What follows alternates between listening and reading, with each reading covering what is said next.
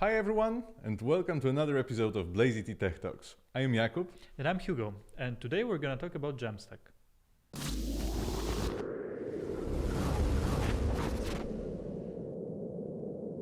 Let's start with what Jamstack actually is. What does it stand for, the name? Right, so Jamstack is a tech stack that's composed of JavaScript, APIs, and markup. And basically it's a modern way to build web applications. And it's very trendy right now. It's very hot. It is. There's a lot of buzz about it, and everyone wants to start using Jamstack. And everyone loves using it also. Of course. So what would you say is the main reason for that? Well, there are quite a few, I would say. The biggest of which are definitely all the tooling around it. That makes it a pleasure to use, and also the fact that from an architectural point of view, it's a very, very loosely coupled architecture that gives us a lot of freedom. Okay, can we maybe dig a little more into that? What does it mean that the architecture is decoupled? Right. So we could put it in a contrast with a tightly coupled architecture. I would say that would give us the best picture. So you would have a very specialized server that could be like even a singular machine, or a very specialized stack with a certain database running on with a separate PHP server next to it. PHP server next to it. And they would talk to each other. They would be very, very tightly coupled. They would know a lot about each other and their implementation details. Right. So it would be the old way of building things. Right. And you would have all these things in one place in this sort of bag.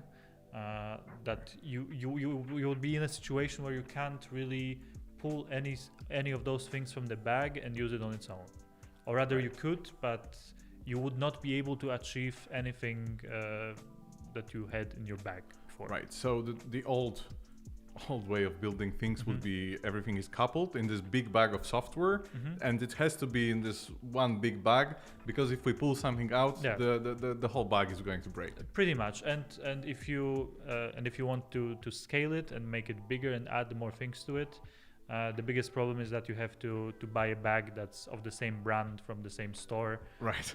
Otherwise it won't work. Okay. And in comparison, how does Jamstack work and its architecture, the coupled architecture? Right. So Jamstack would be kind of like Lego bricks, I would say, where you basically can just put them together as however you want. And even though they, in the end, are coupled, because when you put Lego together, you can, I guess, say it's coupled.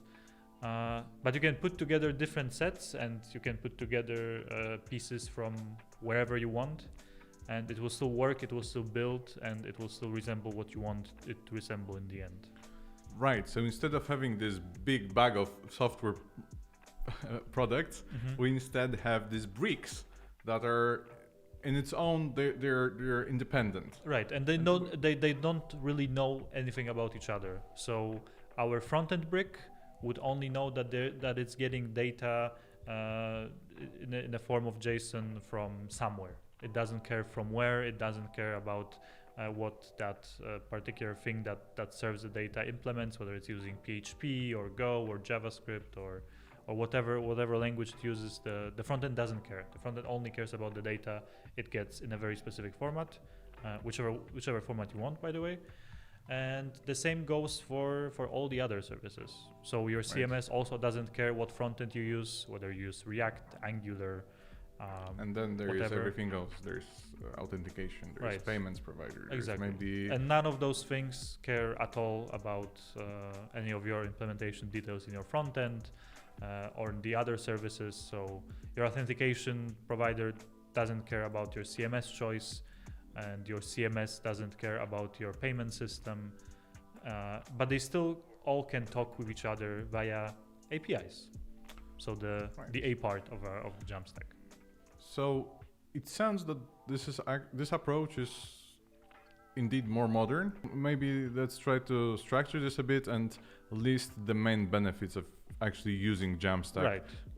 if we were to build software today and we want to use Jamstack, what are we getting in maybe five short points or 6 short points? Right. So number one would most likely be the performance, because the performance is really unparalleled, mostly because we only serve static files and we have everything pre-built.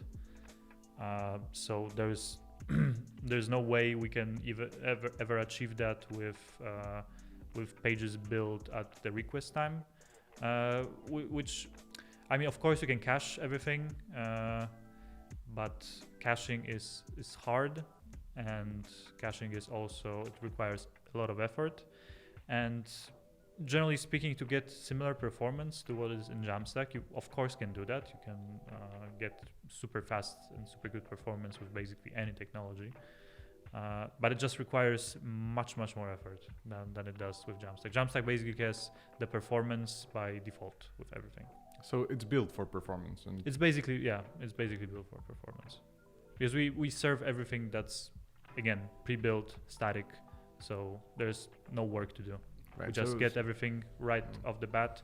There's no usually the time to first byte with something that has to be cached first and generated is much higher than Jamstack's, because we still have to do some work on the server at some point. Of course.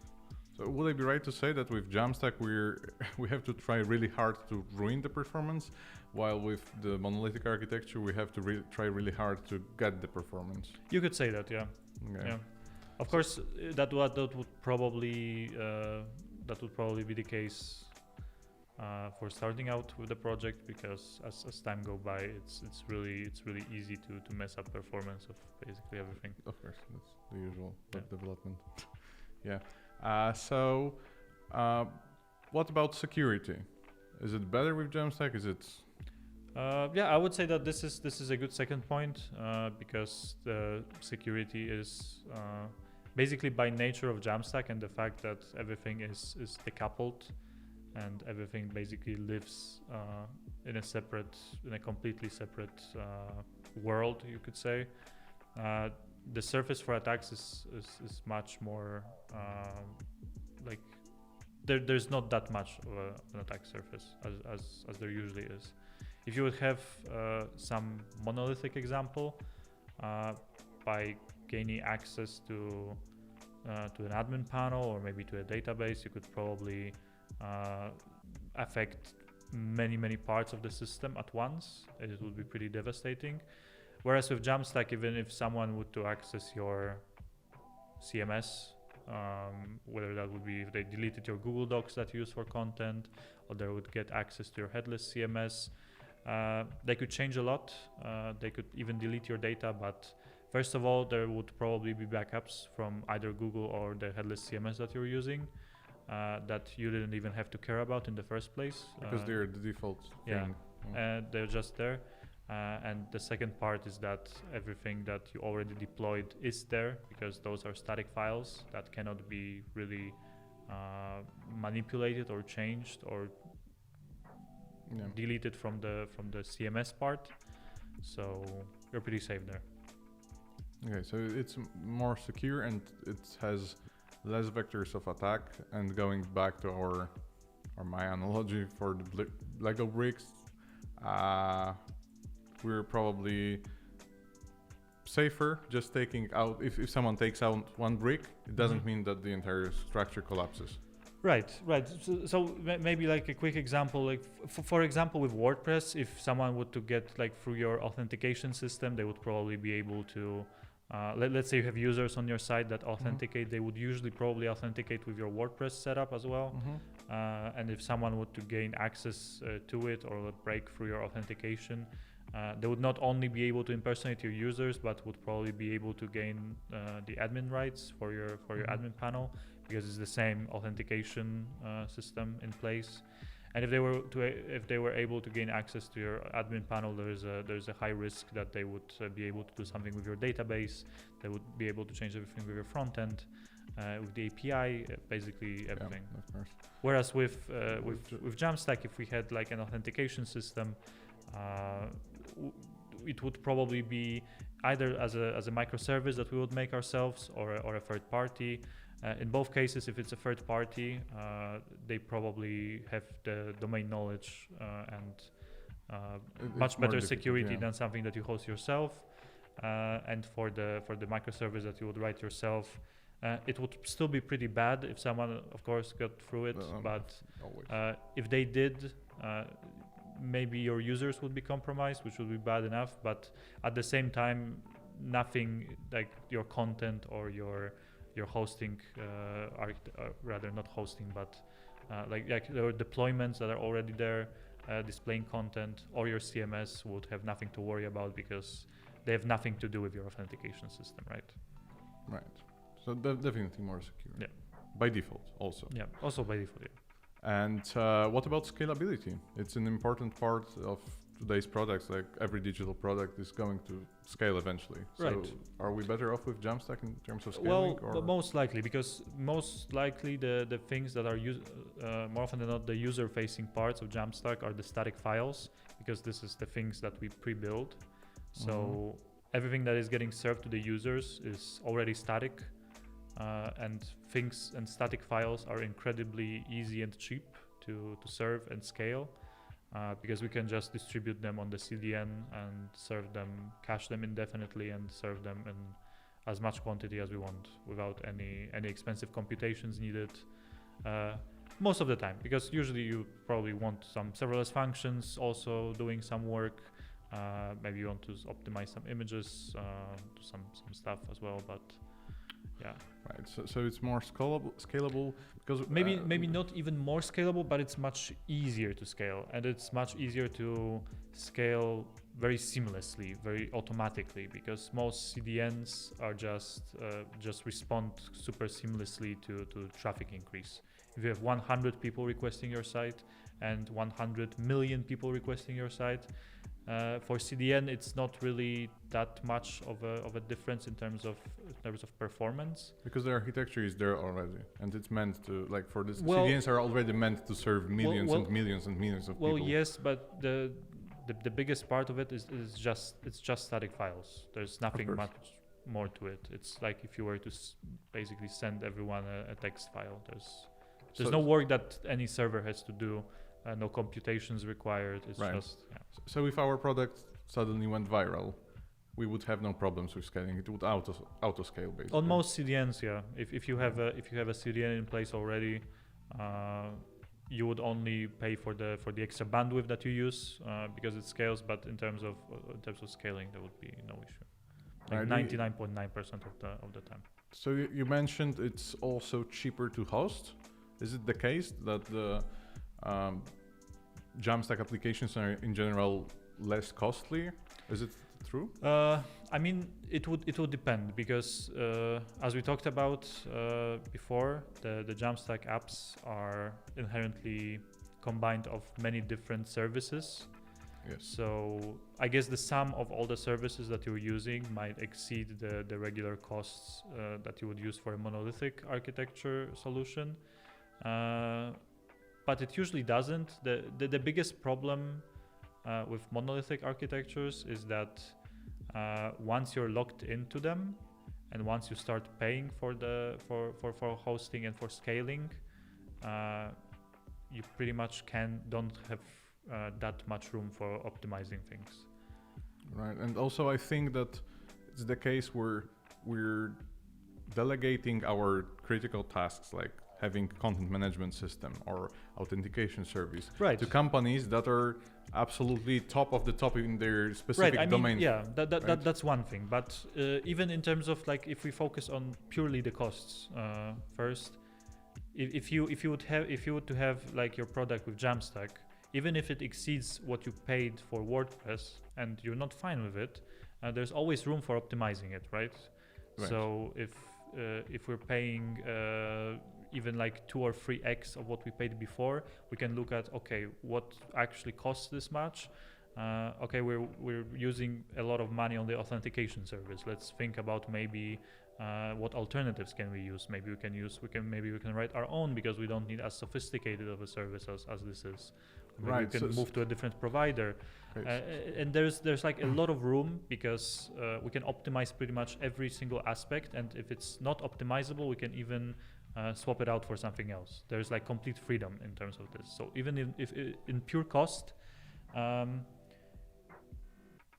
you might want to pay more because, as you said, you might gain the domain knowledge of many different providers, because if you host everything by yourself, you're kind of responsible for everything, and you might have updates for different packages for different services, but it's in the end still you who's responsible for this.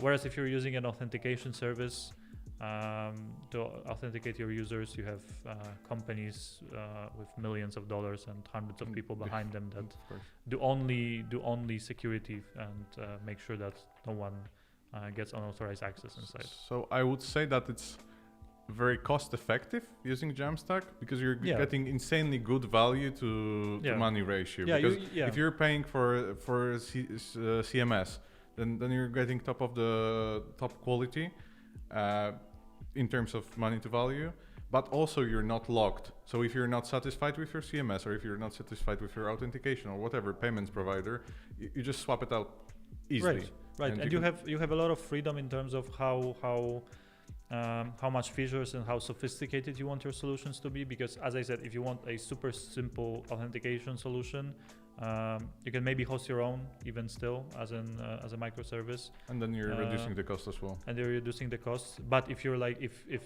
the authentication is like the absolute core of your app, and it has to be like absolutely top notch, maybe you're storing medical data, maybe someone is logging in with basically we have GDPR now as well. Right. So if those things are very crucial for you, you can basically use a provider that already exists on the market and that is most likely compliant with every single regulation that you need for your authentication. Right.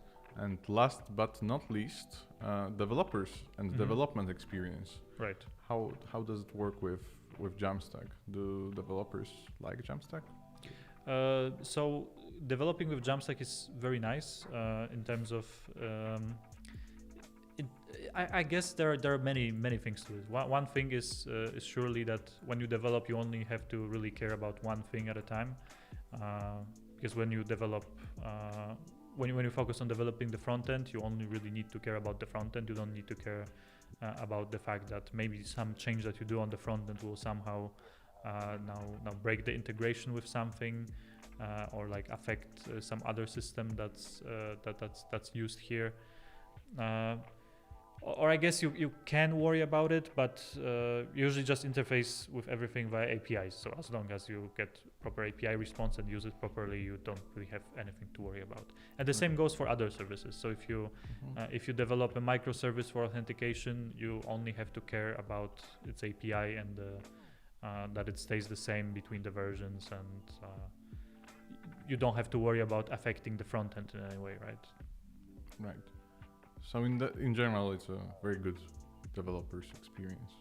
It usually is because the tooling that also exists for it is very, very good. If we think about something like Next.js or Gatsby, and the tooling is I think it's ever evolving. It's like super fast in terms of improvements. Yeah, and I would say that it's definitely one of the best things about Jamstack for developers.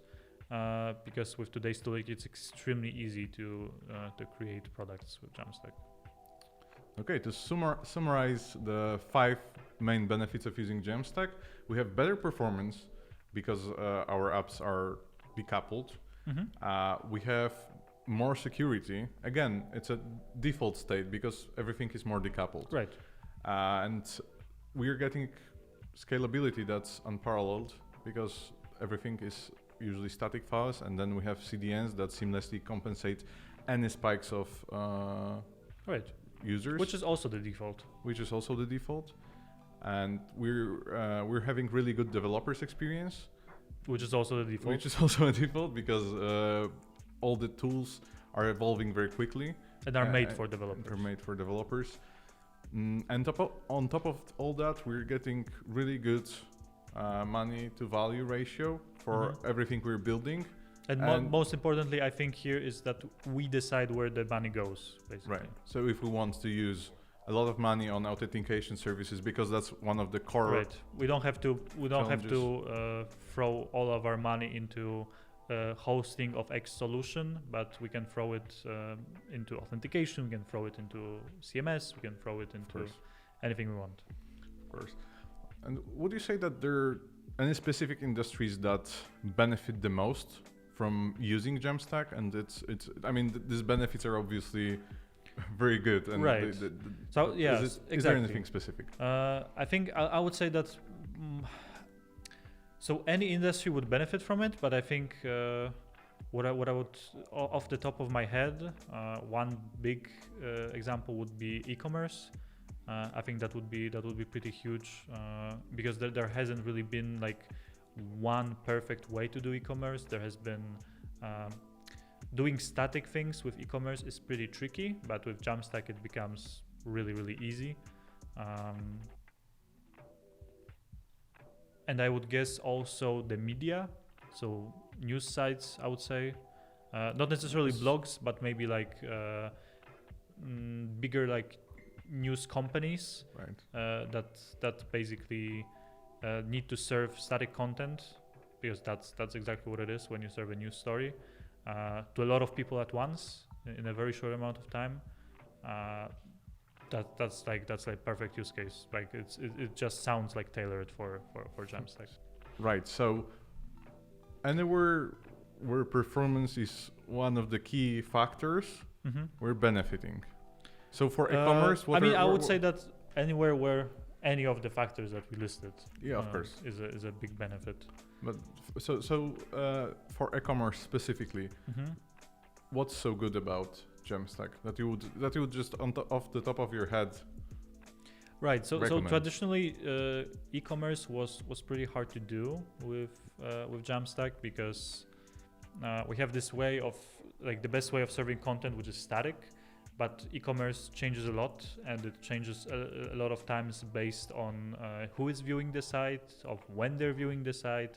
Things can usually change from not even from like day to day, not even from hour to hour, but from a second to second, which is very tricky if we want to have everything pre-built.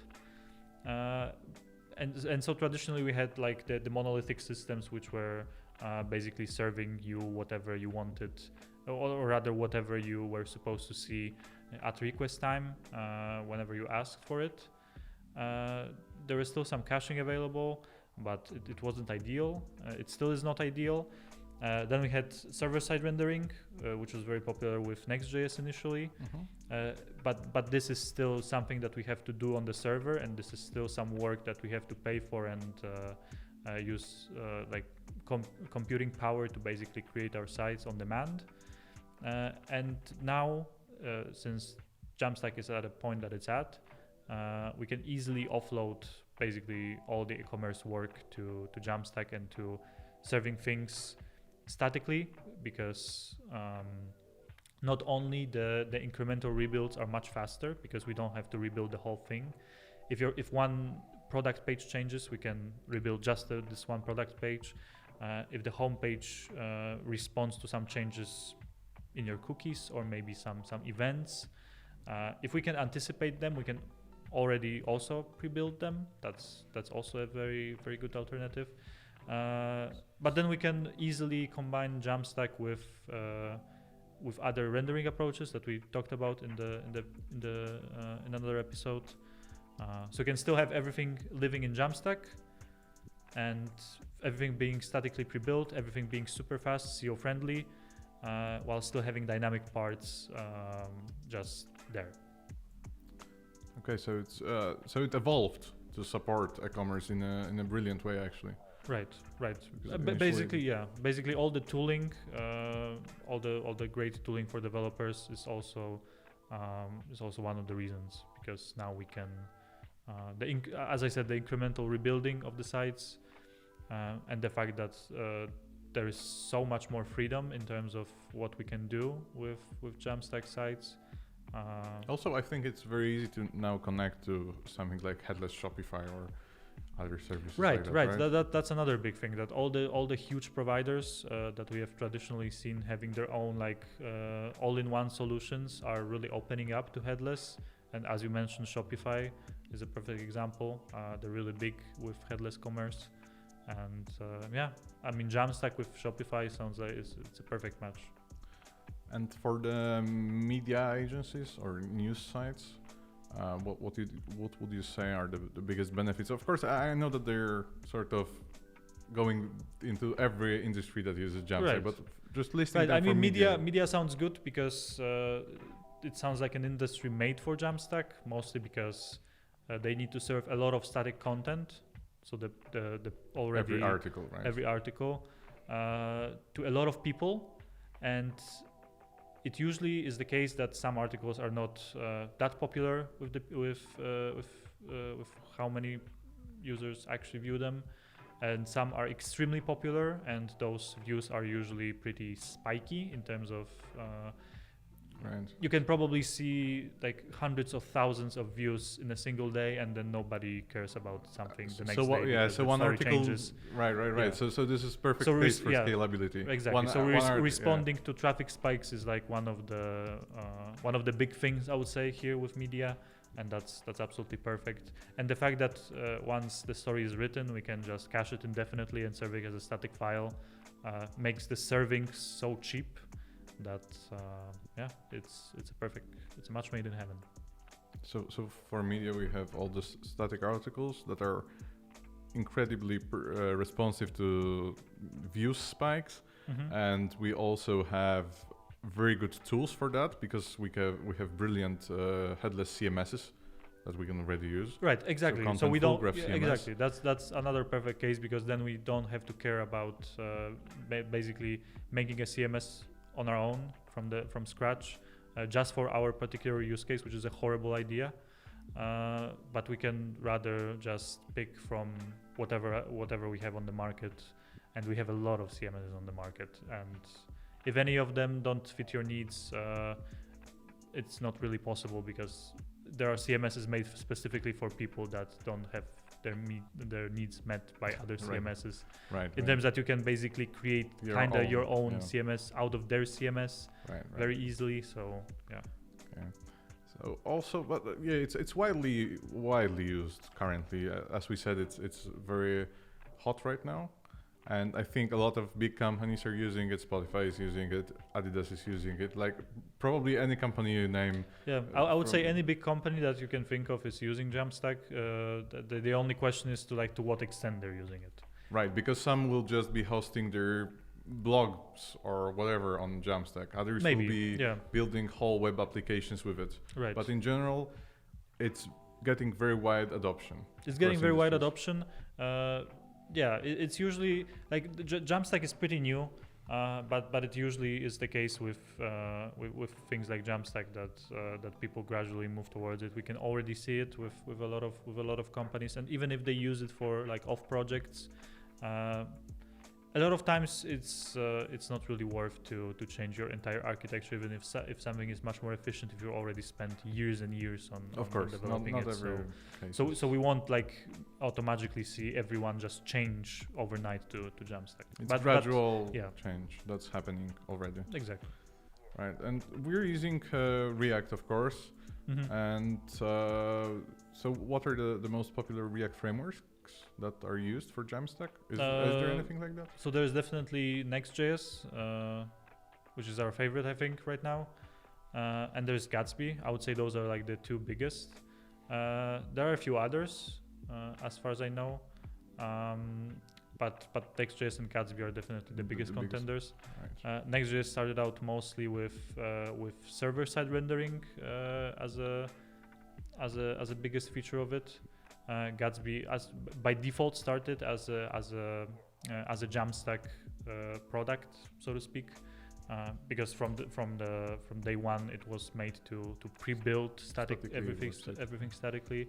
But that's something that Next.js evolved to right now as well. It's super easy and super pleasant to work with Next.js in terms of generating static content right now as well. Right.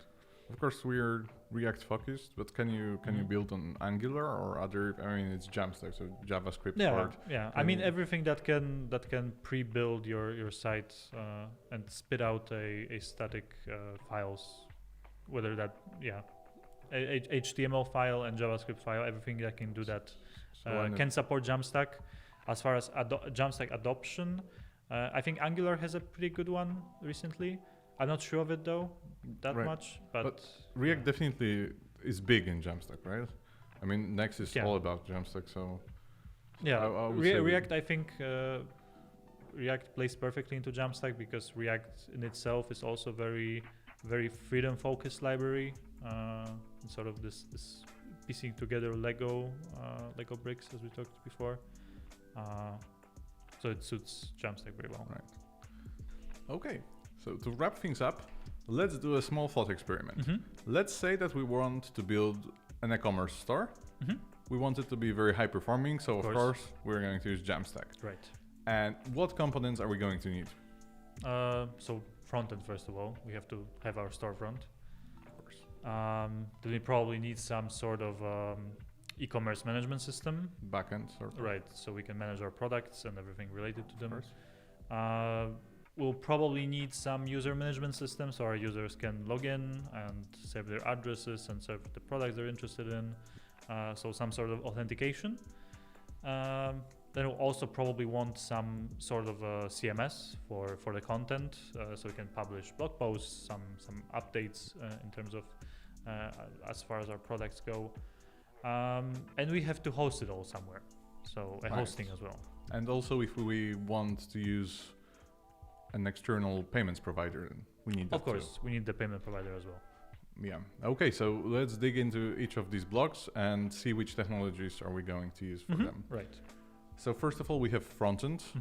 So that would be probably Next.js in our case, especially since we have Next Commerce, which even sounds very good for this particular experiment. And it's especially that we're using Next.js all the time and we're very familiar with it.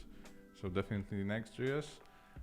Then for e-commerce management system, we'll probably use something like Shopify. Probably Shopify, considering how very headless friendly it is and how great it is for use with Jamstack. Right, because they used to have, or they still have this whole package. You can still have the all-in-one Shopify solution, but they're very, very great in terms of working with Jamstack as well. Yeah, and they're gaining traction very fast. Yeah. They're getting big now. Right, and then the payments, I guess we can use Shopify for that, but we can also integrate with something else. Yeah, maybe Stripe, maybe some local payment provider if you want to specialize our store to a specific country, whatever we want.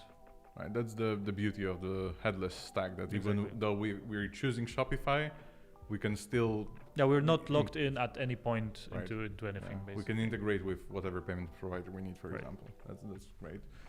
And then we have our authentication and user management. So what I would say that will probably be Auth0. Right. And then we need the headless CMS. So I think I know the answer to that one. Yeah, it's Graph CMS or maybe Contentful. Either of those two. They're both great, and we work with them a lot. And to top it all off, we need to host it somewhere, and we need CDNs. Yeah, so that will probably be Vercel, considering how seamlessly it supports Next.js, because it's the same company. Right. So I think it will be perfect. So Vercel for hosting and CDN. And they have extremely good developer experience as well, and very good platform for hosting. So perfect. It's perfect fit. So 6 Lego bricks to use. And I would actually like to build it. Very cool. Yeah, that sounds really good. Thanks a lot for this summary, Hugo. Yeah, thanks, Hugo. And thanks for watching our episode, and stay tuned for more. And remember to subscribe.